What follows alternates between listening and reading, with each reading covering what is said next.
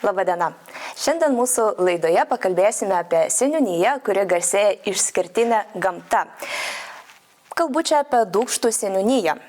Kaip ta gamta, ramybė įtakoja gyvenimą šitoje vietoje, apie tai plačiau papasakos mums Dūkštų seniūnijos seniūnė Honorata Masalskienė ir Vilniaus rajono savivaldybės administracijos direktorius Vytautas Vansavičius. Sveiki, labadiena. Sveiki.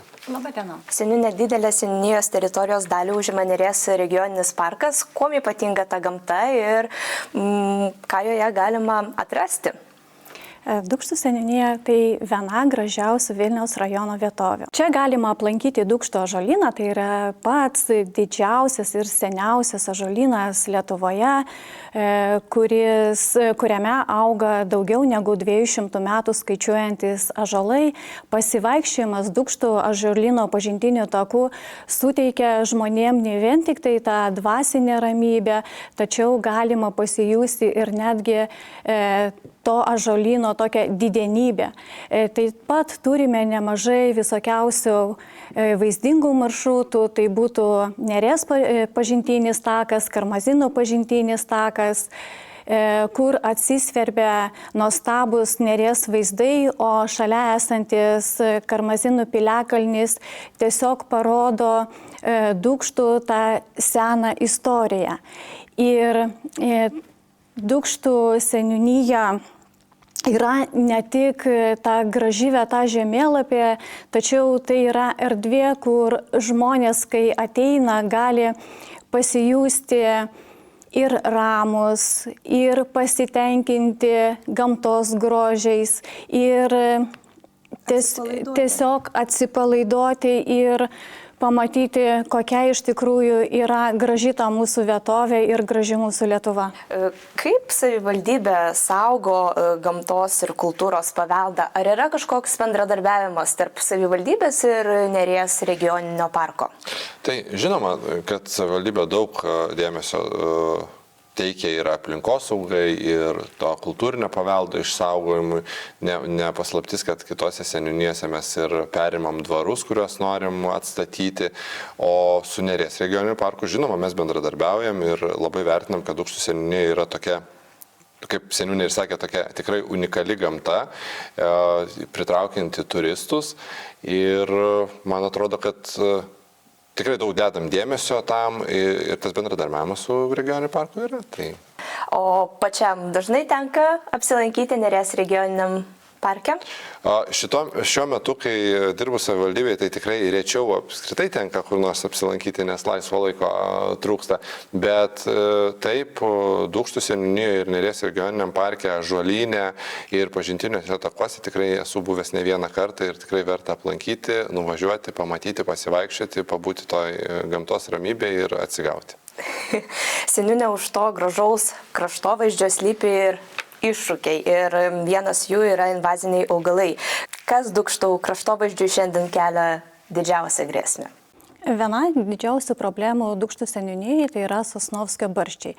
Tai yra invazinis augalas, kuris kelia grėsmę ne vien tik tai gamtai, bet ir žmonių sveikatai.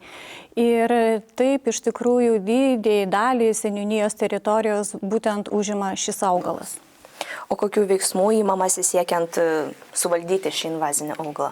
Seniūnija jau ilgą laiką naikina tą invazinį augalą savo teritorijoje, bet mes naikinam šį invazinį augalą būtent valstybiniai žemiai, bet nuo praeitų metų mes pradėjom labai daug dirbti ties to klausimu ir yra parengtas Sosnovskio barščio gausos reguliavimo veiksmų planas 26-30 metų laikotarpiui. Ir šiai dienai jau yra pateikta paraiška APFai, tai jeigu bus pritarta šitam mūsų planui, tai tuomet seniūnija jau galės naikinti šį invazinį augalą ne vien tik tai valstybiniai žemiai, bet ir privačiuose žemės sklypuose. Kadangi šis projektas yra labai didelis, mes naikinsim šį augalą 42 radavietėse, tai užima daugiau negu 72 hektarų plotą ir vertė šito viso projekto yra virš 244 000 eurų. Tai jeigu mums bus pritarta, tai tuomet manau, kad po 5 metų mes tikrai galėsim sunaikinti šį invazinį augalą mūsų seniūnijai. Direktoriau, šiek tiek apie švietimą Dūkštų seniūnijoje. Kokie pokyčiai laukia? Tai šiuo metu yra atnaujinamas Avižienių gimnazijos Dūkštų pradinio ugdymo skyriaus patalpos, kur tikiu, kad jau greitų metų į tas patalpas grįš mokiniai. Tai man atrodo, čia yra toks didžiausias numatomas pokytis švietimui, bet aišku, žiūrim galimybės kurti darželį savivaldybės, plėsti ugdymo paslaugas, nesuprantam. Aš taip iš vis žiūriu, kad turbūt Dūkštų seniūnija, jeigu mes taip žiūrėtumėm iš visos Vilniaus rajono savivaldybės teritorijos, tai jinai tokia turi daug perspektyvos, kad ten ateityje galėtų gyventi daug naujakurių labai, nes mes, jeigu tai imsim Avižienį, jau yra labai išsiplėtę, Nemėžio seniūnija tikrai labai didelė ir dabar jeigu imam tą dalį, kur yra nuo Maišiagalos link Dūkštų, tai vat, aš kažkaip taip įsivaizduoju, kad ten gali ateityje gyventi daug žmonių, kam reiks daug viešųjų paslaugų. Tai natūralu, reiks darželių, reiks mokyklų, reiks sveikatos paslaugų. Tai apie visą tai galvojam, bet dabar pagrindiniai dalykai, apie ką kalbam, tai yra švietimo plėtra. Yra toks poreikis, pavyzdžiui, steigti darželį? Aš manau, žinot, kad poreikis turėti švietimo paslaugas šalia namų yra visoje Vilniaus, ne tik Vilniaus rajono savivaldybė, bet visoje Lietuvoje. Tai jeigu žmonės gyvena Dūkštuose, tai norėtųsi, kad jie Dūkštuose ir vaikai į darželį galėtų leisti ir nereiktų jo vežti ten ar į Vižienius, ar į Maišiagalą, ar kitur. Tiesiog taip yra patogu, tai tokią aplinką ir norim sukurti. Seniūne Dūkštų seniūnijoje, Dūkštų kaime įgyvendintas svarbus vandentvarkos projektas. Ką tai reiškia patiems gyventojams? Šio projekto Dūkštų kaimo gyventojai laukia labai ilgai ir iš tikrųjų tas projektas labai pagerins Dūkštų kaimo gyventojų žmonių gerovę. Projekto metu buvo nutiesta 8,7 km vandentiekių tinklų bei 6,5 km nuotekų tinklų. Ir mes matom, kad prie šitų naujų tinklų galės prisijungti daugiau negu 100 namų ūkių. Ir šiuo metu jau bus kviečiamas susirinkimas su UAB Nemenčinės komunalininkų atstovais, taip pat su gyventojais, kurio metu bus aptartos visos prisijungimo sąlygos prie minėtų trasų. Ir manau, kad jau artimiausių metų gyventojai galės jungtis prie šitų trasų ir tikrai jų gyvenimo kokybė pagerės. Taip pat yra gerinama seniūnijos infrastruktūra. Kokie darbai atliekami, kiek kaimų jau turi gatvių apšvietimą? Tos darbus mes atliekame ištisai. Aišku, visi darbai priklauso infrastruktūros tas gerinimas nuo gaunamų asignavimų seniūnijai. Labai džiaugiamės, kad 2023 metais mes patekome į apšvietimo modernizavimo antrą etapą ir tuo metu buvo apšviesti 2 mūsų kaimai didžiausi, tai yra Dūkštų ir Geisiškio. Tas apšvietimas tapo daug modernesnis, kadangi prieš tai jisai buvo ir senas, ir neefektyvus. Šiai dienai mes turime parengę 3 apšvietimo projektus, tai mokyklos gatvės Dūkštų kaime, taip pat Žalumos gatvės Brinkiškių kaime ir Šiauliškių kaimo apšvietimo projektą. Tai kiekvienais metais stengiamės apšviesti nors vieną gatvę arba vieną kaimą. Aišku, ne visuomet tai pavyksta padaryti dėl lėšų stokos. Iš 49 kaimų 18 mes jau turim apšviestų. Be abejo, kad turim dėl ko stengtis ir tobulėti. Tai trečdalį turim apšviestų kaimų. Vadinasi, reikia dirbti toliau, kad būtų visai 100%. Svarbu turbūt paminėti, kad keičiasi ne tik gatvės, bet ir svarbus vietos pastatai. Kaip pasikeis seniūnijos pastatas, direktoriau?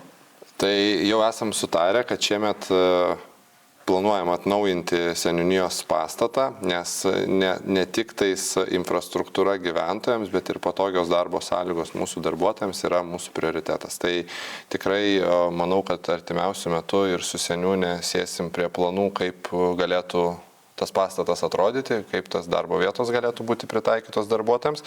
Ir žinoma, tokie viešiai pastatai kaip seniūnijų pastatai, jie nėra tik tai darbuotojams, jie yra ir mūsų bendruomenėms, ten vyksta ir susirinkimai, ir seniūnaičių sueigos, ir šventės, tai ta aplinka turi būti labai graži. Tai esam sutarę su mūsų aprūpinimo skyrium, kad šitą projektą šiemet įgyvendinsim, tikimės, kad sėkmingai, nes jau turim tikrai tokių pavyzdžių. Ir Avižienių seniūnija yra atnaujinta, Sudervės seniūnijos pastatas iš išorės atnaujintas ir dalis vidaus, Maišiagalos seniūnija yra iš išorės atnaujinta. Tai einam link tų pastatų atnaujinimo, link modernizavimo, saulės elementų įrengimo, kad tie pastatai patys savi ir išlaikytų. Tai judam ir šiemet yra eilė Dūkštom. Direktorius paminėjo šventes. Žinome, kad šiais metais vyks didelė šventė, kuri bus skirta Dūkštų bažnyčios sukakčiai. Tai kiek metų jau skaičiuoja Šventos Onos bažnyčia ir kas numatoma? Dūkštų Šventos Onos bažnyčia tai yra ne vien tik tai gražus neogotikinis pastatas, bet tai yra bendruomenės balsas ir tikėjimo simbolis. Jis buvo pastatyta 1856 metais.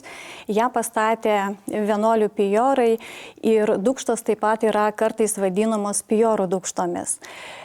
Bet istorija yra iš tikrųjų labai įdomi, kadangi jau po kelių metų jinai buvo atiduota cerkvei, perleista ir po to tik tai 1918 metais grąžinta atgal katalikam. Šiai dienai tai yra tikrai traukos centras ir Dūkštų gyventojų ir turistų. O kada nusimato šventė? Šie metai Dūkštų bažnyčiai yra ypatingi, kadangi švęsime 170 metų sukaktį ir tai yra didelė bendruomenė šventė, kai galėsime prisiminti tiesiog šios bažnyčios istoriją ir pamatyti, kokią svarbią vietą jinai užima ir šiuo metu Dūkštų gyvenime. Tai Liepos 26 dieną, jeigu neklystu, ne? Taip. Liepos 26 dieną kviesim ne tik tai Dūkštų gyventojus, bet visą Vilniaus rajono gyventojus tikrai į gražų miestelį atšvęsti gražios šventės ir pabūti su ta bendruomenė, apie kurią seniūnė kalbėjo. Kviečiam pasižymėti kalendorijoje. Direktoriau, dar kalbant apie Dūkštų seniūniją, ar matote kažkokį potencialą, galbūt neišnaudotą potencialą?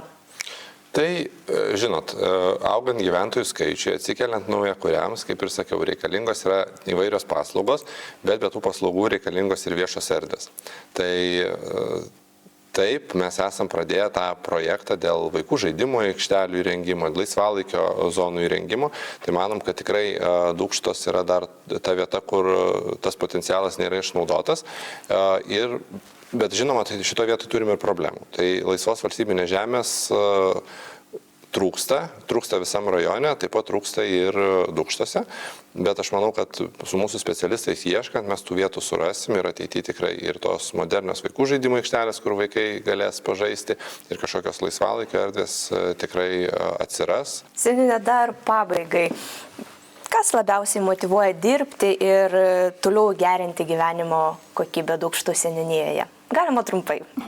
Labiausiai mane motyvuoja iš tikrųjų žmonės, jų pasitikėjimas, jų noras gyventi gražioje ir saugioje aplinkoje.